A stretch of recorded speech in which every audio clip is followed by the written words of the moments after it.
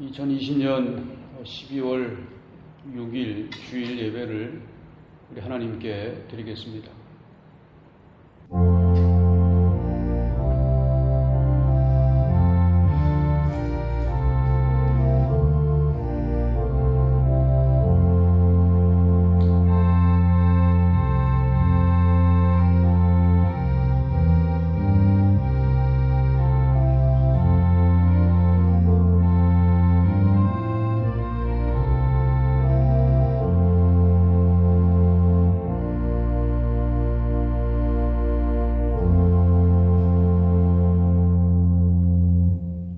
오직 나는 주의 풍성한 사랑을 힘입어 주의 집에 들어가 주를 경외함으로 성전을 향하여 예배하리이다. 주께 피하는 모든 사람은 다 기뻐하며 주의 보호로 말미암아 영원히 기뻐 외치고 주의 이름을 사랑하는 자들은 주를 즐거워하리이다. 아멘. 죄인들을 구원하시려고 독생자를 이 땅에 보내주신 하나님, 베풀어 주신 그 크신 사랑과 은혜를 생각하며 거룩한 성전에 올라와 예배를 드립니다.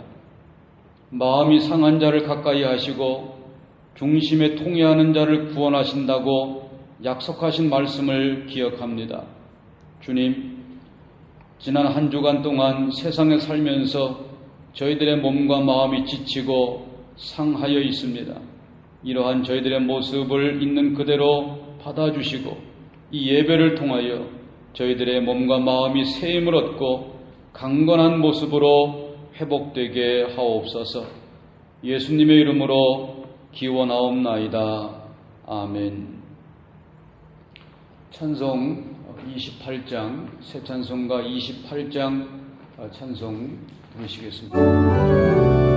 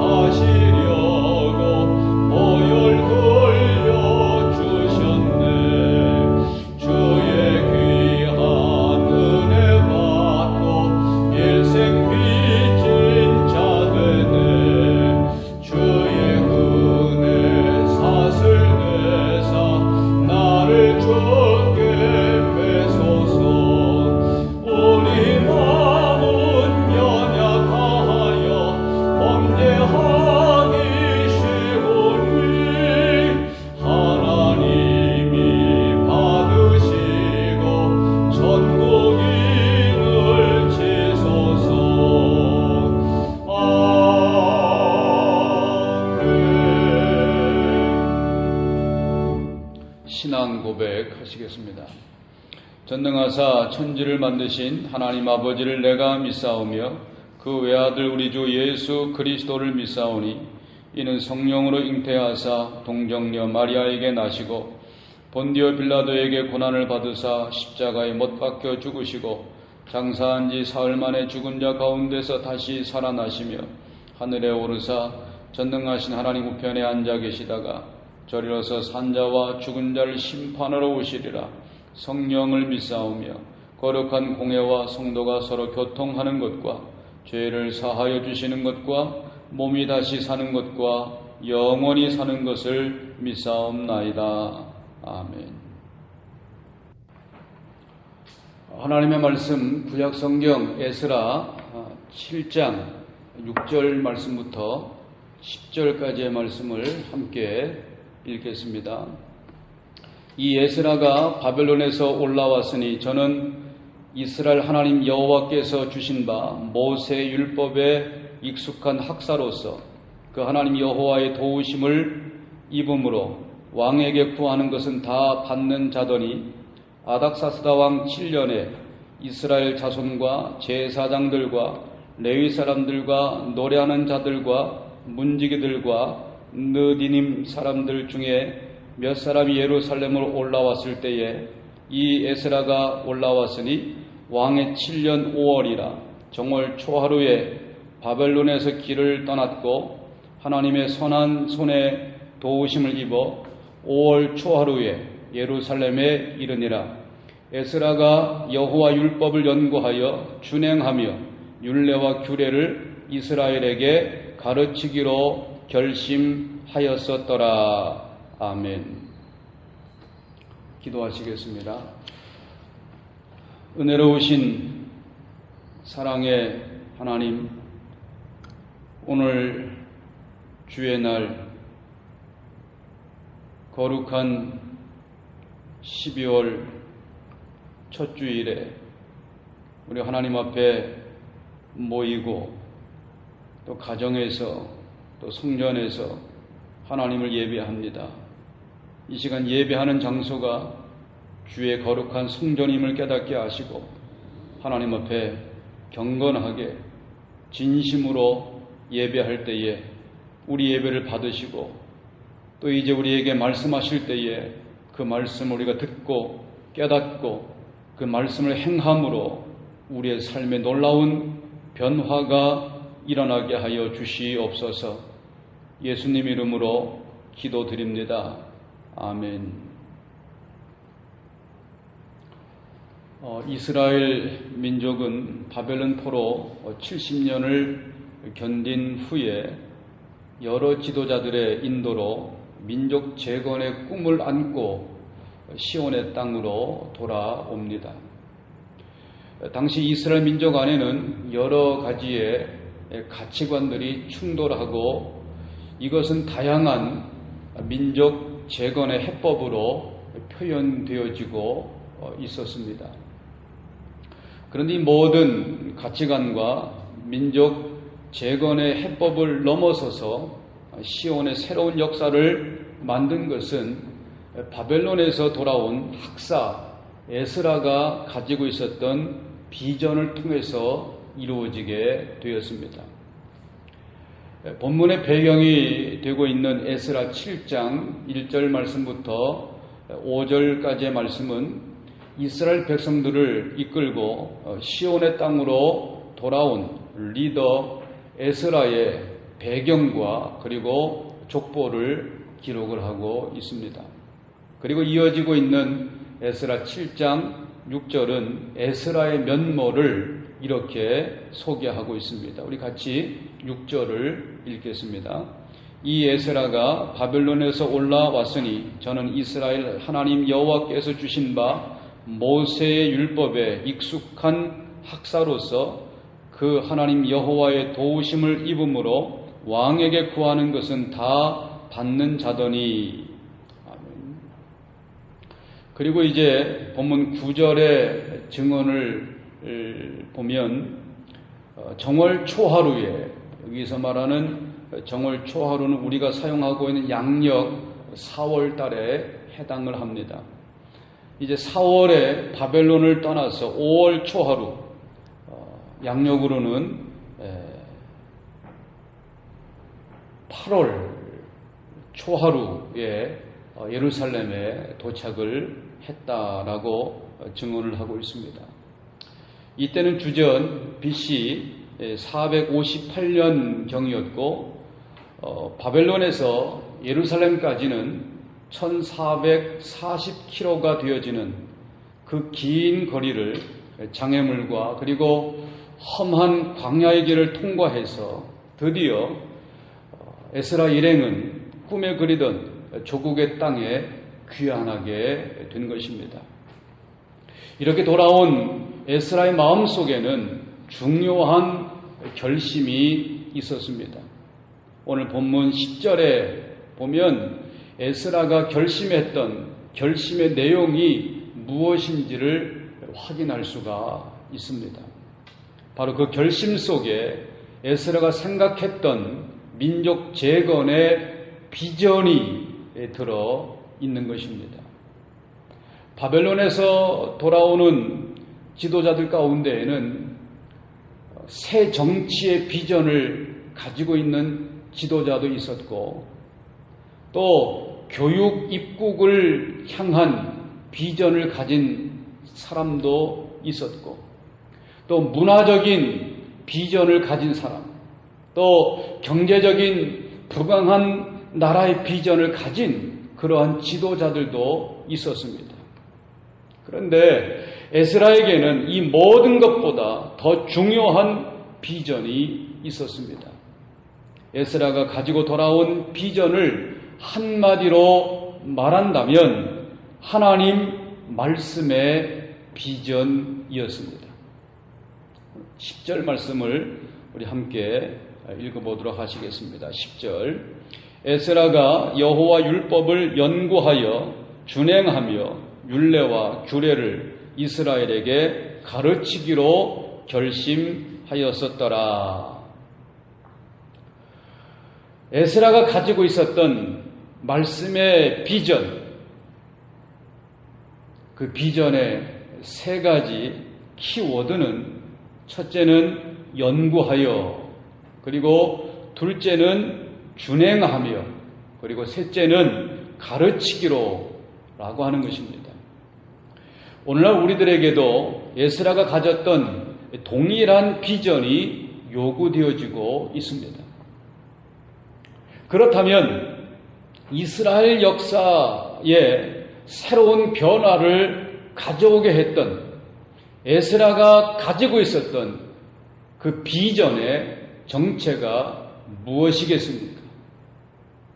첫 번째로 여호와의 말씀을 연구하는 비전이었습니다. 우리는 성경이 하나님의 말씀이라고 고백하고 있습니다. 우리는 이 말씀이 구원의 말씀이고 생명의 말씀이고 소망의 말씀이라고 고백하고 있습니다. 그런데 중요한 것은 우리가 정말 이 하나님의 말씀을 구원의 말씀, 생명의 말씀, 소망의 말씀으로 믿는다면 우리는 지금 얼마나 진지하게 이 말씀을 연구하고 있습니까? 라고 하는 것입니다. 그냥 말로 하나님의 말씀이라고 말하는 것과 이 말씀을 진지하게 연구하고 이 말씀을 붙들고 살아간다라고 하는 것은 전혀 별개인 것입니다. 한 사람의 신앙생활의 진지성은 하나님 말씀에 대한 태도, 성경에 대한 태도에 달려있다라고 저는 믿습니다. 과연 우리는 주일날 1시간 듣는 말씀으로 이 험난한 세상을 헤쳐나갈 수가 있겠습니까? 시편 119편은 하나님의 말씀이 얼마나 위대한 것인지, 얼마나 놀라운 말씀인지를 예찬하고 있는 말씀입니다. 시편 119편 73절의 말씀은 이렇게 말씀하고 있습니다. 같이 읽겠습니다. 주의 손이 나를 만들고 세우셨사오니 나로 깨닫게 하사 주의 계명을 배우게 하소서. 시편의 시인은 하나님의 말씀을 진지하게 배우고 싶다라고 고백을 하고 있습니다. 그리고 시편 119편 103절의 말씀을 보면 이렇게 말씀합니다. 같이 읽습니다. 주의 말씀에 마치 내게 어찌 그리 단지요 내 입의 꿀보다 더하니이다. 아멘. 여러분, 저와 여러분들에게 이러한 고백이 있습니까? 주의 말씀에 마치 내게 얼마나 달고 내 입에 꿀보다 더합니다 라고 하는 고백이 우리에게 있습니까? 여기서 끝나지 않고 105절의 말씀을 보면 이렇게 말씀합니다. 같이 읽습니다. 주의 말씀은 내 발의 등이요 내 길의 빛이니이다. 이 말씀을 연구하고 이 말씀 속에 들어가 말씀의 맛을 본 사람들은 말씀과 더불어 살아가게 되어 있다는 것입니다. 그런데 여기서 끝나지 않습니다. 시편 119편 116절의 말씀을 보면 이렇게 말씀합니다. 같이 읽습니다. 주의 말씀대로 나를 붙들어 살게 하시고 내 소망이 부끄럽지 말게 하소서. 내가 이 말씀을 붙들고 산다면 나는 결코 부끄러운 인생을 살지 않을 것이라고 하는 확신의 고백인 것입니다. 그런데 이것은 구약에서만의 고백이 아닙니다. 신약 성경에서도 동일한 고백이 이어지고 있습니다. 사도 바울은 자신의 믿음의 후계자였던 디모데를 향하여 썼던 편지 디모데 후서 2장 15절에서 이렇게 말씀하고 있습니다. 우리 같이 디모데 후서 2장 15절을 읽습니다. 내가 진리의 말씀을 옳게 분변하며 부끄러울 것이 없는 일꾼으로 인정된 자로 자신을 하나님 앞에 드리기를 힘쓰라. 이렇게 말씀했습니다. 이 말씀 가운데 분변이라고 하는 단어를 대부분의 영어 성경은 스타디로 그렇게 번역을 했습니다. 연구하라 라고 하는 뜻이겠죠. 그런데 우리말 번역은 분변하라 라고 번역을 하고 있습니다. 우리말 번역이 원문에 더 가깝다라고 생각이 되어집니다. 분변의 원어는 오르도스라고 하는 말과 테메오라고 하는 두 개의 단어의 합성어입니다. 오르도스라고 하는 말은 똑바르게, 바르게라고 하는 말이고 테메오라고 하는 말은 자른다라고 하는 뜻입니다. 그러니까 똑바르게 자른다라고 하는 뜻이 이 분변이라고 하는 말의 원래의 원어의 뜻이라는 것입니다. 이 말은 의학적인 용어라고 말합니다. 수술하는 의사가 정신을 차리고 메스, 칼을 들고 정확하게 수술할 부위를 수술한다라고 하는 그런 의미의 단어라는 것입니다. 사랑하는 여러분, 우리가 이렇게 성경을 대할 때에 정말 깨어있는 정신을 가지고 신중하게 정신을 차리고 우리 하나님의 말씀을 볼 수 있어야 한다는 것입니다. 기독교 역사와 세계 역사를 보게 되면 한 나라와 그리고 민족의 위대한 부흥의 밑바탕에는 성경을 연구하다가 말씀을 붙들고 통회하면서 민족을 위해서 기도하다가 위대한 부흥을 이룬 역사가 있는 것입니다. 사랑하는 여러분, 이 놀라운 부흥의 역사가 오늘 우리 시대에 그리고 저와 여러분들에게 필요하지 않습니까? 필요하다면 에스라의 비전을 저와 여러분들은 가져야 합니다. 에스라의 비전의 첫 번째가 무엇입니까?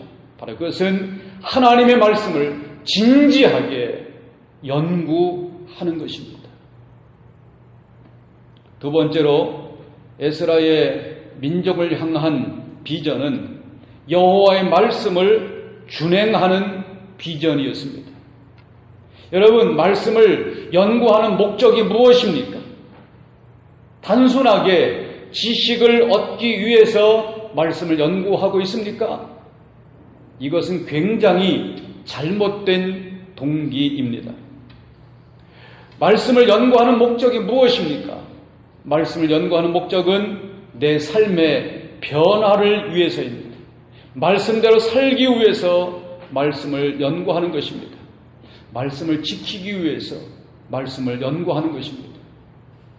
시편 119편에 지속적으로 강조되고 있는 단어가 무엇입니까? 시편 119편에서 지속적으로 계속해서 강조되고 있는 단어는 지킨다라고 하는 단어입니다.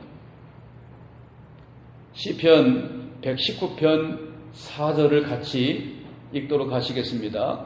주께서 주의 법도로 명하사 우리로 근실히 지키게 하셨나이다. 아멘.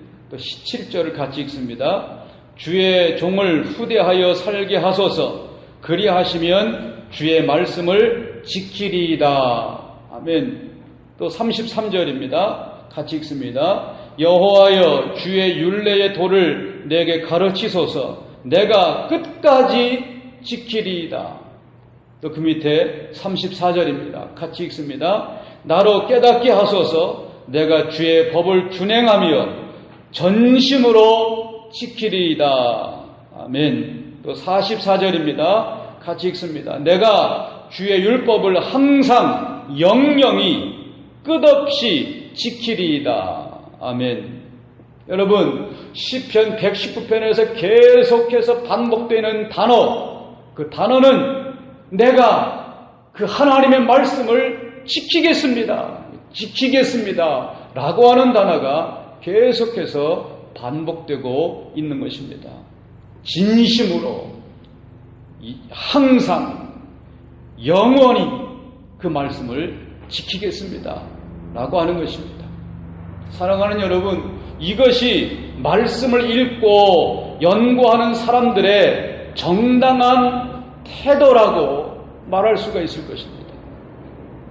말씀을 읽는 기본적인 태도를 신약 성경에서도 동일하게 말씀하고 있습니다. 우리 요한계시록 1장 3절을 함께 읽도록 하시겠습니다. 요한계시록 1장 3절입니다. 이 예언의 말씀을 읽는 자와 듣는 자들과 그 가운데 기록한 것을 지키는 자들이 복이 있나니 때가 가까움이라. 아멘.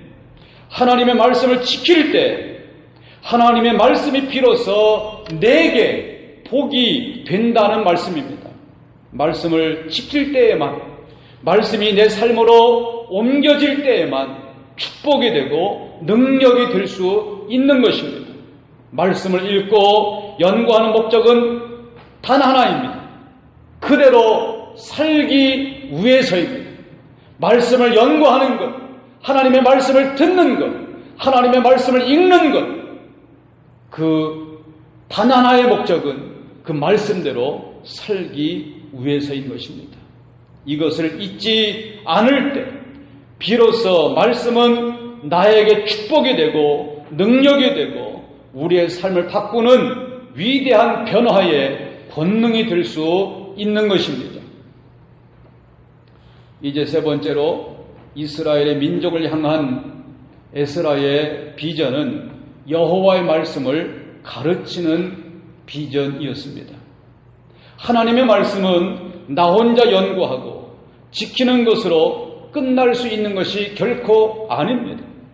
이 말씀이 내게 구원을 주었고, 이 말씀이 내게 복을 주었고, 이 말씀이 내게 소망이 되었다면 동일하게 구원이 필요한 사람, 생명이 필요한 사람, 소망이 필요한 사람들에게 이 말씀을 나누어 주는 것은 당연한 마지막의 결과일 것입니다.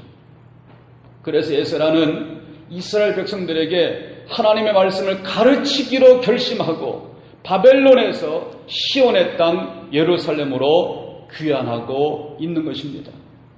에스라는 오직 하나님 말씀만이 이스라엘 민족을 새롭게 하고 민족의 새로운 시대를 열 수 있다라는 것을 확신했었습니다.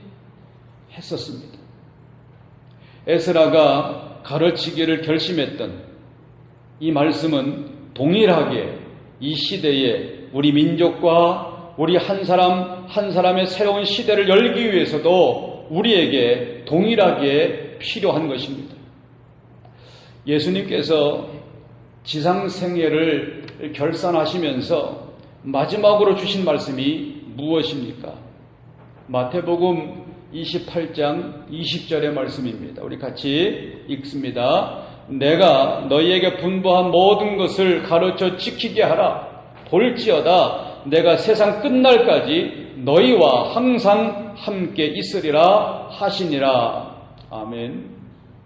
이 말씀에 가르치고 지키게 하라, 그렇게 우리 예수님께서 마지막 명령으로 우리들에게 주시고 있는 것입니다. 이 말씀을 내가 지켰을 때에 내게 축복이 되었던 것처럼 내가 다른 사람에게도 지킬 수 있도록 가르치고 지키게 한다면 우리 예수님께서 우리와 함께 하시며 축복하시겠다라고 하는 약속의 말씀인 것입니다. 사랑하는 우리 성도 여러분, 지금 우리는 정말로 힘들고 어려운 시대를 살아가고 있습니다. 바로 이때 하나님의 말씀을 붙들고 진지하게 말씀을 연구하고 말씀 속에서 하나님의 음성을 듣고 말씀대로 행하고 이 말씀을 가르치기를 시작한다면 우리는 어둠 가운데에서 빛을 보고 일어서서 우리는 다시 시작할 수 있을 것입니다. 그리고 하나님의 놀라운 축복을 받을 수가 있을 것입니다. 사랑하는 여러분, 이 놀라운 하나님의 은혜가 이 시간 예배하는 저와 여러분들에게 임하실 수 있기를 주님의 이름으로 축원을 드리겠습니다. 아멘. 기도하겠습니다. 사랑의 주님, 우리에게 힘들고 어려운 환경 가운데서도 학사 에스라가 품었던 거룩한 비전을 품게 하여 주시옵소서. 살아계신 하나님의 말씀을 읽고 묵상하고 연구하다가 하나님의 음성을 듣게 하시고 들려주신 말씀을 붙들고 기도하게 하셔서 놀라운 하나님의 변화의 새로운 역사를 창조하게 하여 주시옵소서. 우리가 연구한 말씀을 나의 삶에 행함으로 드러나게 하시고 그리고 나만 하나님의 말씀을 듣고 행하여 구원받은 사람이 아니라 동일하게 이 구원의 은혜가 필요한 사람들에게 생명의 말씀, 구원의 말씀을 전하고 가르치게 하셔서 그들도 구원의 기쁨을 누리며 소망 가운데 살아가게 하여 주시옵소서. 예수님의 이름으로 축복하며 기도드립니다. 아멘. 우리 찬송가 379장, 새 찬송가 204장 찬송하시겠습니다.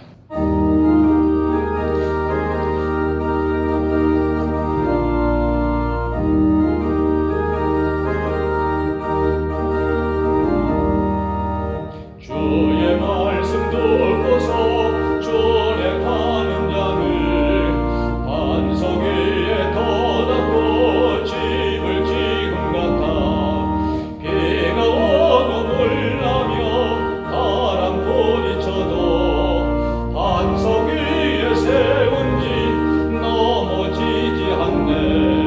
잘 짓고 잘 짓세 우리 집 잘 짓세 만세 반석 위에 나 우리 집 잘 짓세. 주의 말씀 듣고도 행치 않는 자는 모래 위에 돋았고 집을 지은 같아 비가 오고 물나며 바람 부딪힐 때 모래 위에 세운 집 크게 무너지네. 잘 짓고 잘 짓세 우리 집 잘 짓세 만세 반석 위에 나 우리 집 잘 짓세.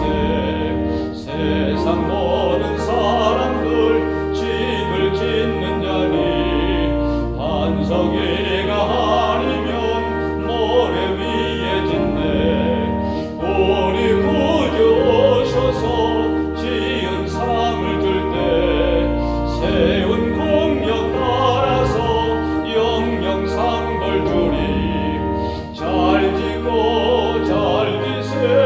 우리 집 잘 질세 만세 만석 위에 나아 우리 집 잘 질세. 지금은 예수 그리스도의 은혜와 하나님 아버지의 사랑하심과 성령님의 교통, 감화, 인도하심이 오늘 하나님 앞에 나와 예배하고 주의 말씀을 듣고 세상에 나가서 주의 말씀대로 살아가기를 다짐하고 기도하고 돌아가는 사랑하는 모든 성도들 머리머리 위에 이제부터 영원토록 함께 하시기를 간절히 축원하옵나이다. 아멘.